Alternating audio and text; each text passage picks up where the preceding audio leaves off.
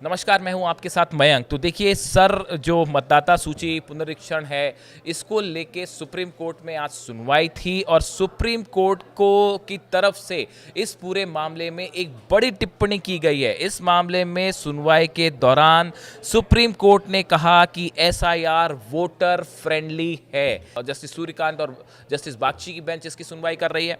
Justice Suryakant की तरफ से ये बात कही गई कि ये जो है पूरा सर की प्रक्रिया है, ये एसआईआर जो है ये वोटर फ्रेंडली है और ये वोटरों के खिलाफ नहीं है। इसके साथ ही बिहार को लेकर एक बड़ी टिप्पणी जो सुप्रीम कोर्ट की तरफ से की गई, जो आज सोशल मीडिया में पूरे बिहार में आज इसकी चर्चा हो रही है, वो ये है, सुप्रीम कोर्ट की तरफ से कहा गया प्रशासनिक सेवा में यानी देश में सबसे ज़्यादा आईएएस, आईपीएस, आईआरएस आदि विभागों में बिहार मूल के लोगों का दबदबा होता है। ऐसे में बिहार को बदनाम ना किया जाए। देखिए, आज जब ये पूरी बहस चल रही थी तब तमाम तरह की बातें जो है वो पक्ष विपक्ष की तरफ से रखी जा रही थी। हमने देखा कि अभिषेक मनु सिंघवी, कपिल सिब्बल, योगेंद्र यादव, प्रशांत भूषण, इनकी तरफ से तरह तरह के जो है वो आर्ग्यूमेंट्स कोर्ट में दिए जा रहे थे। सरकारी पक्ष की तरफ से अपनी बातें, इलेक्शन कमीशन की तरफ से अपनी बातें कही जा रही थी। तो इस दौरान, चर्चा के दौरान बार बार इस तरह की बातें हुई, फर्जी वोटर्स या फर्जी लोगों के नाम शामिल होना, हटना, इस तरह की कई बातें आई। तो इस दौरान ये बात जब चर्चा हुई तो उस दौरान सुप्रीम कोर्ट ने ये बात कही कि भाई देश की जितनी प्रतिष्ठित सर्विसेज होती हैं सब में बिहार के लोग शामिल होते हैं, तो ऐसी कोई बात नहीं होनी चाहिए कि आप बिहार के लोगों को बदनाम ना करें। तो ये बिहार में काफ़ी पसंद किया जा रहा है सुप्रीम कोर्ट की इस टिप्पणी को। खैर, हम वापस सर पे आते हैं। देखिए, अभिषेक मनु सिंघवी जो हैं याचिकाकर्ता के वकील, इनकी तरफ से आज जो बड़ी बात कही गई कि चुनाव आयोग ने स्वीकार किया है कि 65 लाख मतदाता सूची से बाहर हैं। बिना किसी सूचना, दस्तावेज या फॉर्म के इन लोगों को सूची से बाहर घोषित कर दिया गया।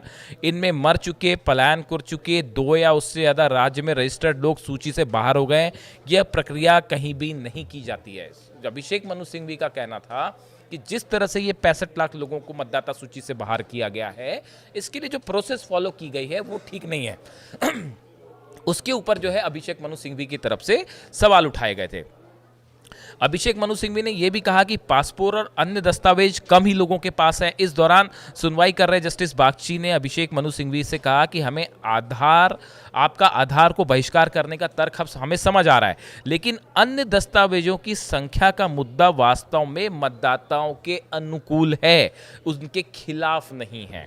देखिए, ये बात जब जस्टिस बागची ने कही, फिर सुनवाई के दौरान जस्टिस बागची ने याचिकाकर्ताओं के वकील से कहा कि हम समझ रहे हैं कि आप आधार के बारे में बात कर रहे हैं, लेकिन पहचान पत्रों की संख्या बढ़ाना वोटर फ्रेंडली कदम है। उन्होंने कहा कि पहले 7 दस्तावेज मान्य थे, अब 11 हैं, जिसमें लोगों के पास और विकल्प होंगे। देखिए, ये जो टिप्पणियां सुप्रीम कोर्ट की तरफ से आई हैं, ये बेहद अहम है। और इसमें एक बार ये बात कहना कि भाई जो है कि ये वोटर फ्रेंडली प्रोसेस है, ये अपने आप में बड़ा इशारा करता है कि इस पूरे मामले को लेकर ये मामला किस तरफ आगे बढ़ रहा है। हालांकि हमने देखा कि याचिकाकर्ताओं के जो वकील हैं, अभिषेक मनु सिंघवी हो, कपिल सिब्बल हो या फिर योगेंद्र यादव की तरफ से याचिकाएं हैं, इन्होंने जो है अपने जितने तर्क हैं वो सुप्रीम कोर्ट में रखे हैं। आपत्तियां जताई गई हैं। सबसे बड़ी बात इस तरह की थी कि भाई इसमें वोटर लिस्ट में इरेगुलरिटीज सामने आ रही हैं कि कई लोग मर चुके हैं, उनके नाम भी शामिल हैं, कई लोग जो है वो जिंदा हैं लेकिन उसके बाद भी उनको मरा दिखा दिया गया है। इस तरह के कई सारी जो इरेगुलरिटीज सामने आई, जिसको लेके ये चर्चा चल रही थी। अब देखिए, इस पूरे मामले में सुप्रीम कोर्ट का ये कहना है कि भाई 7 दस्तावेज मान्य थे, अब उसको बढ़ा के 11 कर दिया गया है। तो ये जो पूरी प्रोसेस है, इसको चुनाव आयोग ने वोटर फ्रेंडली करार दिया है। अब ये मामले में अभी सुनवाई जारी है। आगे इस मामले का क्या रुख होता है, इसमें फाइनल फैसला क्या आता है, इसके लिए हो सकता है सुप्रीम कोर्ट की तरफ से कई और दस्तावेज मांगे जाएं, जिनकी जांच के बाद ये कही जाए।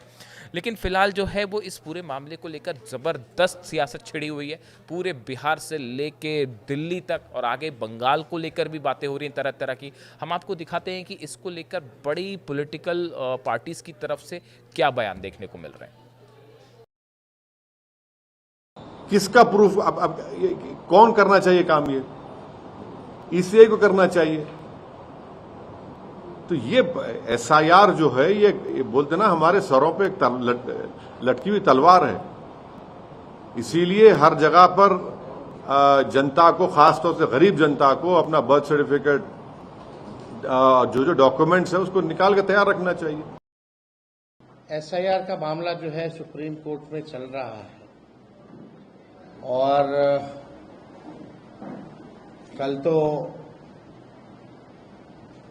जिन लोगों की एसआईआर के बाद मृत्यु लिस्ट में नाम था उन लोगों को जिंदा जो है अदालत में पेश भी किया गया। देखिए, ये एक गंभीर मामला है। वोट की चोरी लोग कह रहे हैं। चुनाव आयोग जो है वोट की डकैती कर रहा है बीजेपी के इशारे पर। बीजेपी के अंधभक्त लोग जो हैं वो कहते हैं कि मोदी जी का करिश्मा है जो चुनाव जीतते जाते हैं, चाहे किसी भी राज्य में हो। लेकिन सच्चाई ये है कि वोट की डकैती पुरजोर तरीके से हो रही है। अब जब खुलासा होने लगा है तो बीजेपी की बोलती बंद है। आज तक इलेक्शन कमिश्नर जो है प्रेस कॉन्फ्रेंस नहीं किए। आज तक ऐसा कभी नहीं हुआ। और आज आप देखिएगा कि कुछ और एसआईआर में जो प्रक्रिया में जो खामियां रही हैं उसको भी हम लोग जो है उजागर करेंगे। लेकिन पहले बीजेपी का एक फॉर्मूला होता था चुनाव हराने का। सीबीआई, ईडी, इनकम टैक्स को लगाया जाता था। जब ये सब बेकार हो गई एजेंसियां तो इलेक्शन कमीशन को जो है आगे जो है किया जा रहा है। वोट की चोरी, वोट की डकैती इलेक्शन कमीशन ने 2020 में भी किया था। हम लोगों का जो मात्र जो डिफरेंस जो था वो डिफरेंस 12,000 का था और 12,000 में हम लोगों को 10 से अधिक सीटें जो हैं हरा दी गई 2020 में। कोई 12 वोट से, कोई 50 वोट से, कोई 100 वोट से, कोई 500 वोट से। इस तरह से कई सीटें हम लोगों को हरा दी गई। आप लोगों ने चंडीगढ़ मेयर का भी देखा होगा कि किस तरह से ये लोग खुलेआम, जो तो सीसीटीवी था तो पकड़े गए, इसीलिए चुनाव आयोग ने सीसीटीवी को ही हटा दिया।